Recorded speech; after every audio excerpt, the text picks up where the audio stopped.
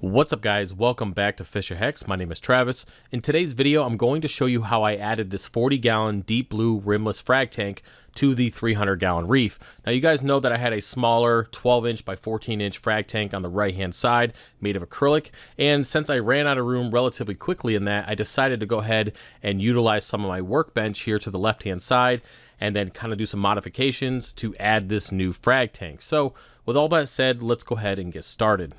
Okay, so the first thing I needed to do was prep the workbench so it was able to support the additional 400-ish so pounds that would be in that frag tank.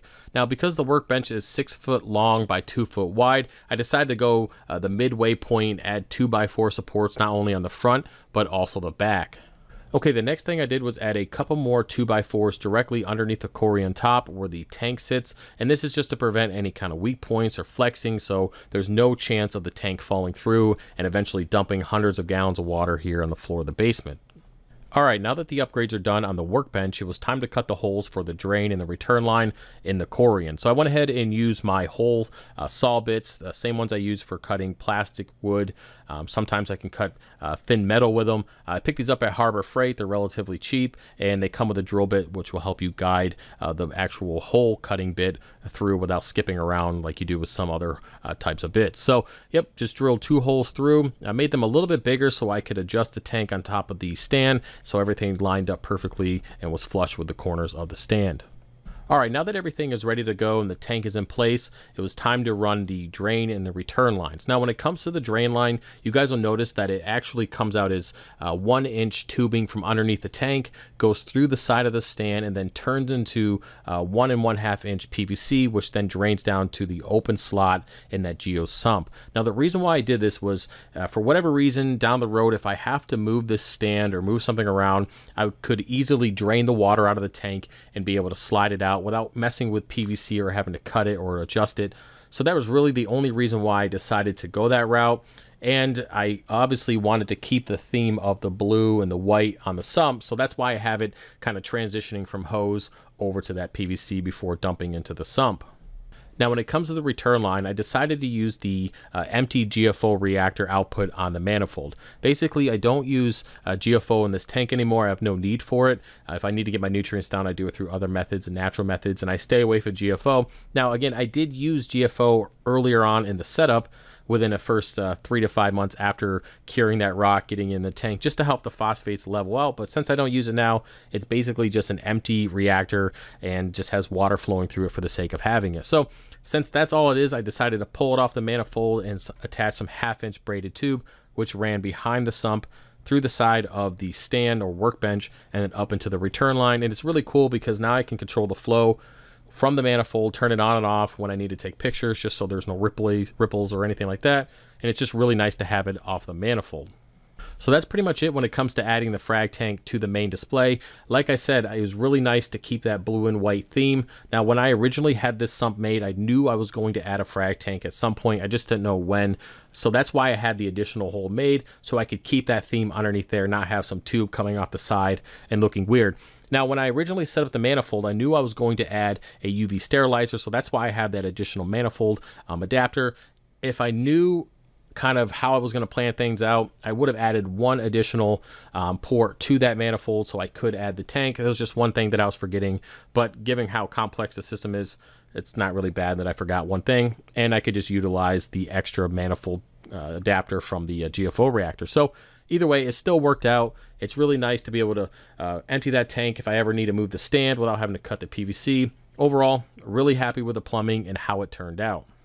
Now, there is one more thing that I did last minute before adding the lights and the water to the frag tank, and that was I went ahead to Home Depot and picked up a $55 piece of plywood, which in my mind is a lot of money for a piece of plywood, but I got the thickest, strongest one I could find at Home Depot, and I attached it to the roof directly above the frag tank. Now, the reason for this is if you guys have been following me for a while, you guys know that the frag tanks used to be right there, which right above is the bathroom, and my kids throw toys in the toilet and flush it, and they just think it's awesome. And then if you guys remember, the water leaked through the floor, got onto my lights, got into my frag tank, and caused a whole bunch of issues. So to avoid that altogether, adding this 2x4, this piece of plywood would basically prevent water from going directly into the tank. If it was to ever overflow, it would flow out to the sides, probably get onto some of my electrical stuff, but it wouldn't go directly into the frag tank, and that's what I wanted to focus on.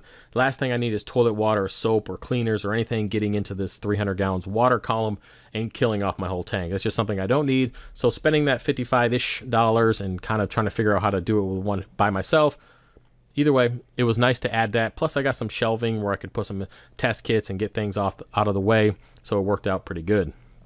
All right, so that's pretty much it for the hard stuff. So let's go ahead and move on to the easier portion of the build, where we add the lights, the frag racks, water, and of course the coral. Now, when it comes to the frag racks, I went ahead and decided to use the same thing that I have in all of my tanks here, which is black egg crate with black PVC as feet held together with zip ties. If you guys want to see in detail how I made these, check out my website. On bottom of any piece of coral or frag, you'll be able to see a quarantine video, and that's where I show you guys how I make the frag racks. Now, when it comes to the lighting, I did originally have 3 of the AI HD primes.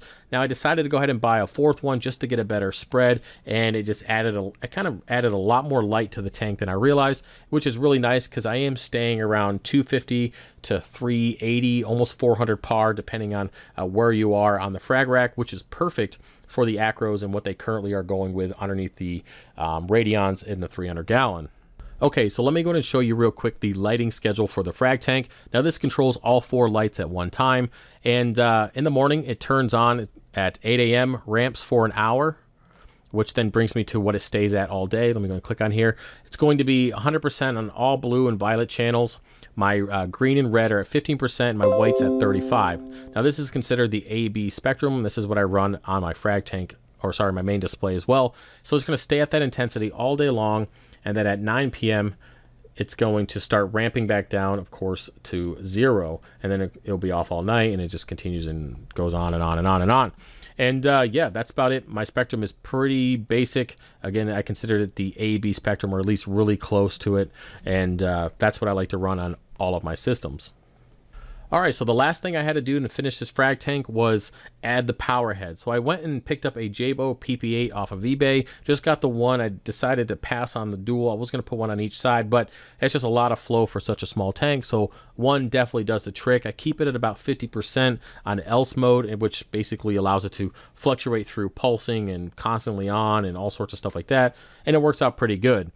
Now, when it comes to the frag tank, it is full. That's why I started selling coral packs on my website. I have been cutting the 300 consistently. Every week, you guys know that I go in there and I trim up the tank. And I do this to save colonies from killing themselves, get them to grow a certain direction in the way that I want. And it's just nice to have the frag tank with a ton of room, allowing corals to be cut and then to heal out for multiple weeks, getting a good encrusting on the frag plug before putting them up for sale. Now, for a limited time, I don't really know how long I'm going to do this, probably for the next month or so, maybe 2 months. I'm going to keep the 10-pack and 15-pack on the website. Basically, it's at a reduced price. The 15-pack comes out with free shipping under $20 per frag, and they're going to be random selection from my 300 gallon.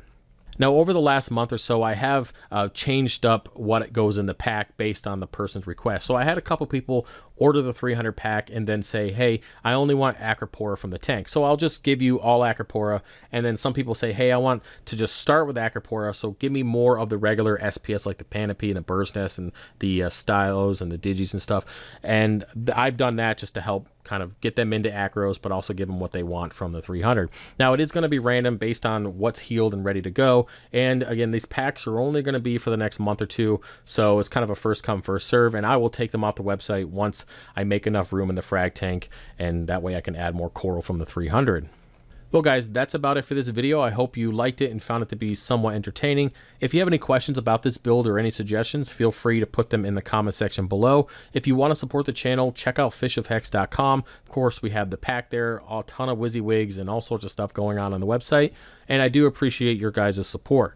Now, I will see you hopefully Thursday. I got some stuff going on with the truck tomorrow, so I won't have a video out. So hopefully Thursday and again on Friday. So until then, I'll see you guys later. Peace.